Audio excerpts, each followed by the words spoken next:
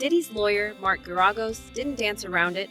He made it clear that Diddy is already seen as a target. In fact, there was already an incident where someone tried to attack him with a weapon while he was being held at the MDC. It didn't succeed, but the message was loud and clear. Someone tried, and that alone changes everything.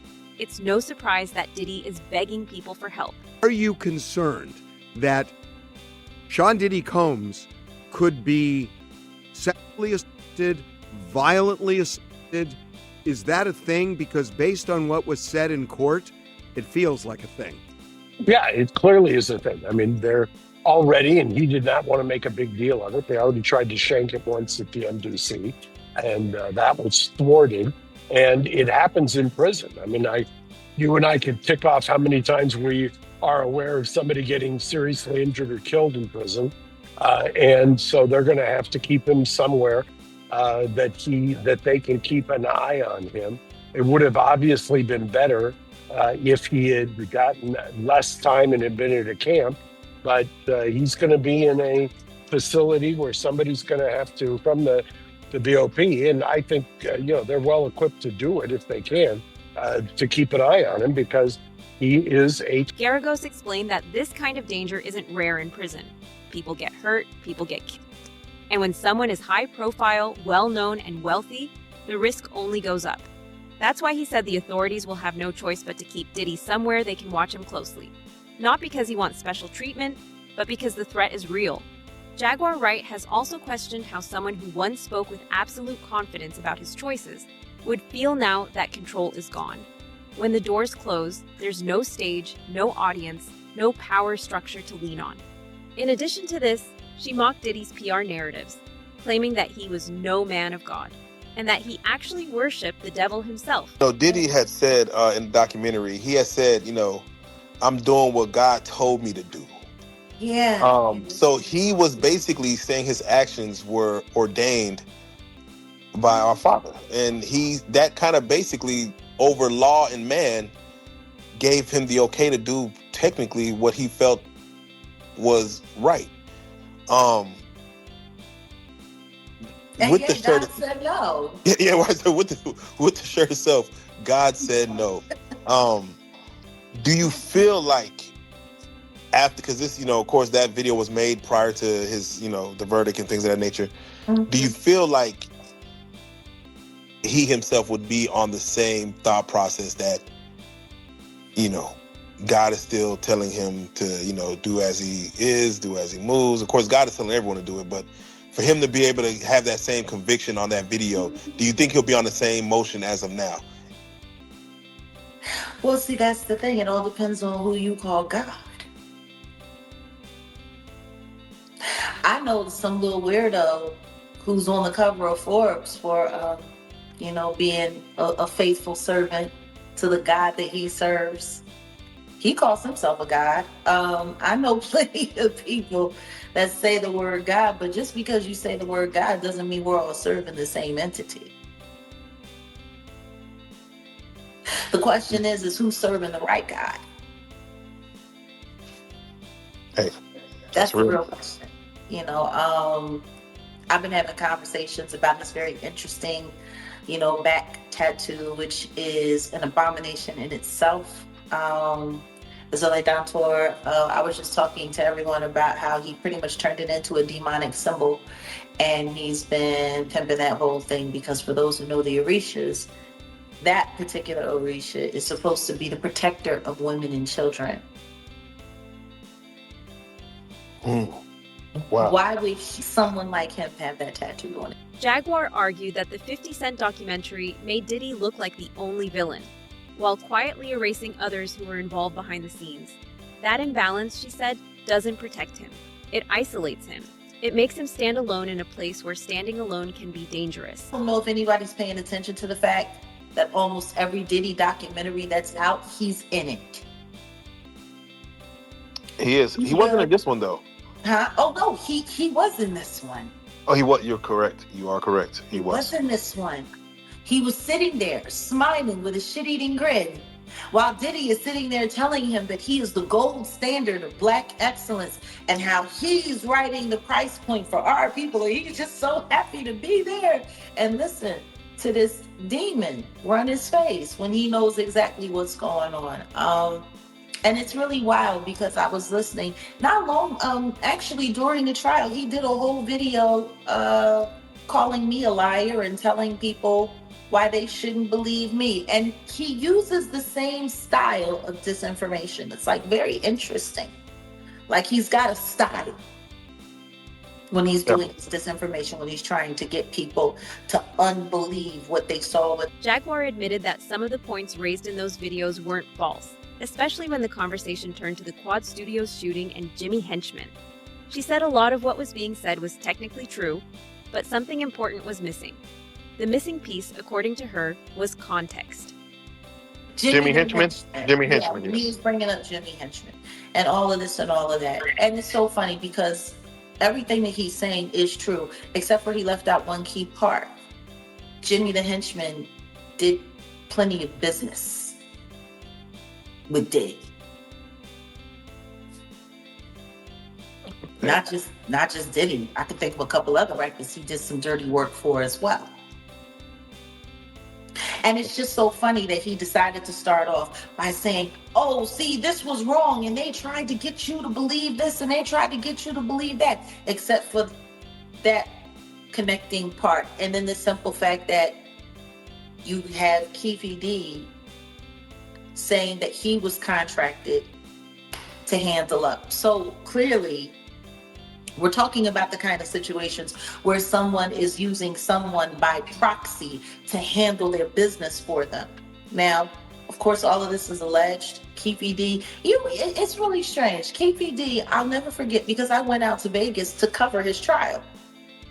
I had a press pass. I was going to be in there the whole 9 yards, but they kept pushing everything back and pushing everything back. And then he got attacked just like Tory Lanez did, and everything went all to hell. Isn't it wild that he's been in there since 2023 and we're still waiting for his trial to come up in 2026? Puff didn't get pinched until a year after him and managed to get to trial and get through trial and get sentenced and get to serving his time before Keefe D. Keefe D is since 2023. Yeah, he must not have the right to a speedy. They must have skipped that part. Right to a speedy trial. I remember when I first got out there and he couldn't get a paid lawyer to represent him. He was dealing with a public defender. I rode in the elevator with a public defender twice. And he had money. Nobody would take his case. Wow. The word literally went out into the street to not take his case. To leave him in their hands. To Jaguar, that wasn't random. That was a message.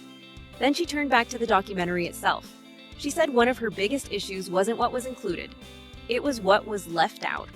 The documentary presents one man as the center of everything, while quietly removing others who were involved. That makes it feel polished, controlled, and dangerous. Because when you isolate one person as the villain, you don't reveal the full truth.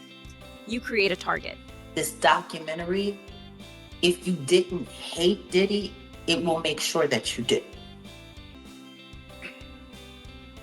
What I hate about it is how sanitized it is. And that's what I've been saying all along. It's sanitized. It's set up to make it seem like Diddy is the only bad guy when it's keeping out a lot of other people that were involved, who had their hands involved in all kinds of things. Which also makes it vulnerable for people to go after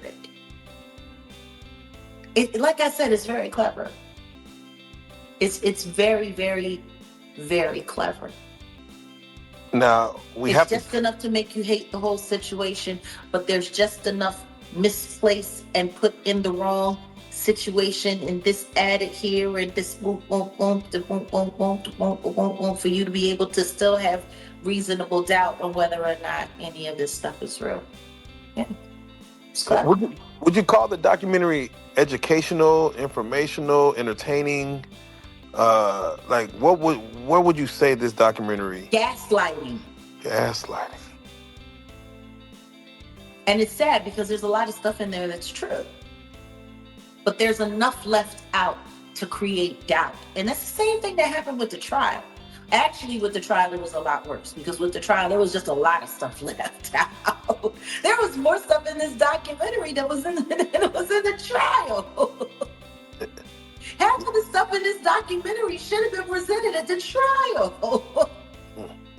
Can you imagine if they had had any testimony from Little Rod and the footage that he had from that incident, that firearm incident where the guy G was damn near mortally wounded and was losing his life, and the footage that he had from that? Can you imagine if that had been shown to the jury? She questioned the timing. Why was so much information released after the verdict? After sentencing? Why announce a documentary a year before the trial even began? Before raids, before arrests? And then somehow end up with footage that didn't even exist at the time of the announcement? To her, that didn't feel like luck. It felt planned. Jaguar also pointed to how public perception was being managed behind the scenes. She referenced footage of legal strategy being discussed openly, conversations about filing counterclaims, shaping headlines, and influencing how the public would see the case, all before charges were even filed. And somehow, that footage briefly surfaced, then disappeared. She asked the obvious question, who lost it and who found it? He announced that he was going to be doing this documentary before the arrest, which is kind of interesting when you think about it, because the footage that he used, that he featured in this documentary, happened after he announced he was going to be doing the documentary. Yeah. Yeah. How lucky was that? What a find. So What a find that was. Like, let's think about that. He announced he was going to be doing the documentary December 2023 with Netflix. And the star footage that you use to get people to re-upload or resubscribe to Netflix to make this the #1 in their TV shows division for almost 2 weeks straight, beating out Stranger Things. How much stranger is that?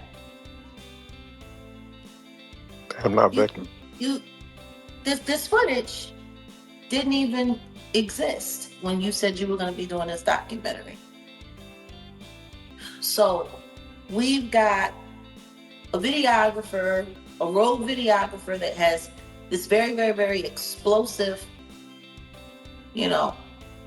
very explosive footage of him literally sitting on camera, planning how to go after survivors, how to poison the jury pool, how to fix his trial in advance before he's even arrested. I mean, like, is anybody not forgetting when Mark Agnifilo was sitting there talking to the sons in the hallway, and they're sitting there filming, and he's sitting up there, yeah, well, see, what we got to do is we got to go and we got to put countersuits on all of these people. We have to create lawsuits. This really does raise the question, though, what could possibly motivate 50 Cent enough to want to completely destroy Diddy like this? Well, the answer is going to shock you. Gene Deal explained that early in 50 Cent's career, he was writing for artists, contributing behind the scenes, and building momentum. He was supposed to be the next big thing out of New York. Then, everything changed. He did, man. Yeah, he got everybody going, man. He's getting a lot of backlash, man. Like, people are, like, mad at 50 for getting behind this thing. Well, see, the thing about it is that people are out there rabbit mind. And they gonna sit up here and they gonna say some stuff like, they try to make it up like, it's because of a girl, it's because of a woman. A man that can have any woman in the damn world, you understand, go any parts of the world, find beautiful women all over the world, that's willing to do whatever he wants to. I'ma be mad because this dude got this one? Nah, it's bigger and it's more than that. They don't want to say it. A lot of these cats out here don't want to tell the truth behind shit. So when people ask why 50 Cent doesn't have love for Diddy, Gene says the answer is simple. If someone helped block your career, helped isolate you, and was connected to people who wanted you gone, you don't forget that. You don't turn the other cheek. You don't suddenly play nice. Take you out of here, try to stop you from eating and everything like that. Diddy was a part of that too. He was a part of that. Because he was telling the executives and people, don't mess with him. Just picture this, bro. He knew he could write. He knew 50 had talent. You understand? Why 50 ain't get a deal in New York City? Facts, yeah. They had him blackballed. I mean, I think even They Irv blackballed Gotti him. talked about it in an interview that he blackballed him. Right. But hold up, it ain't only Irv Gotti, because Puff had a voice just as much, or probably more than Irv. If Puff would have said, yo, I'm gonna sign this kid, who's gonna stop him? Why he didn't sign him? He wrote some of his best lyrics. You understand? Let's get it. Yeah. You know what I mean? So the whole thing about it is, man, and now these dudes out here want to portray like I'm supposed to love my enemy. Man, I don't turn the cheek, all that shit like that, no Diddy. I don't turn the cheek, I don't fuck around like that. But the whole thing about it is, if in fact somebody gonna pay me to get at my enemy, and I'm gonna get a piece of that PC. Sly Diggler also paints a picture of someone who, in his view, always needed control. He says Diddy wasn't just doing things for fun or attraction. To him, it felt strategic, almost calculated. According to Sly, one situation stood out more than anything. Out of all the people in the world, Diddy chose to get involved with 50 Cent's child's mother. I think that he just really is into sex. He like recording girls, and then him getting with 50 Cent's baby mother was definitely like a power move. Oh yeah. And then he records, so he keeps these recordings. So what I was thinking is like, what if he can be on some shit like, if he really want to get at it, like, look at your baby mama fucking on these dudes, Right, like getting slipped out. Yeah, getting slipped out, like to really piss him off. Like maybe I feel like sometimes, I feel like he uses the recordings for leverage, so low key. Yeah, because I've been around Diddy before. I've been at parties with him. There's no shortage of women that are approaching him, right? So out of all the billions of women in the world, you pick the baby mother of someone who doesn't like you. Right. And do you feel that this was like him doing that on purpose to get back at 50? Definitely. It was definitely like a revenge, a beef type thing to get with his baby mother. He explains that this wasn't about lack of options. He had been around Diddy at parties before and said women were constantly approaching him. So to him, the choice felt intentional. Why pick someone so closely connected to a person you're already at odds with? Sly says it felt like revenge, plain and simple. Yeah, they said they told me how they met and shit. It was like, How did they meet? they said they met at a party through a friend or something like that. But I mean, I guess that's Hollywood though. Hollywood, everybody know each other pretty much. But still though, you know that she knew who he was. She knew that her baby father didn't like him, and she didn't like him either. So I'm sure she got with him for a reason. Oh, so she was doing it too. Yeah. I Oh, think they so, were both too. doing it. They I both didn't even didn't think like about the it that dude, way. so Yeah, that's a good they point. just clicked up. And like he informed me, like he had multiple girlfriends. So of course she wasn't his only girl. Like he would see her maybe a couple after a couple months, every couple months. Well, he that's would just see with her. you though. That's just with you. Nah, he would like literally see her every couple months. Oh, he told you that. Yeah. Oh, okay. They Because Don the Dealer was the first like threesome they had. So, and he was meeting up with them on a regular basis. He even mentioned after his houses were raided, he went to like the Miami mansion and met up with them again. They were talking about it. I ain't never been to the Miami mansion or nothing. I used to go to different hotels and stuff, but we've met in Miami at hotels and whatnot. Well, you guys never discussed price, but at the end you did get paid. Yeah, the first time. Sly explains that he himself never went to the big mansions. Their meetings usually happened in hotels. He says he was paid the first time, and after that, the amount changed depending on how long things lasted. Some nights stretched on far longer than most people could handle. He described sessions that started at night and went well into the next day, sometimes lasting most of the day.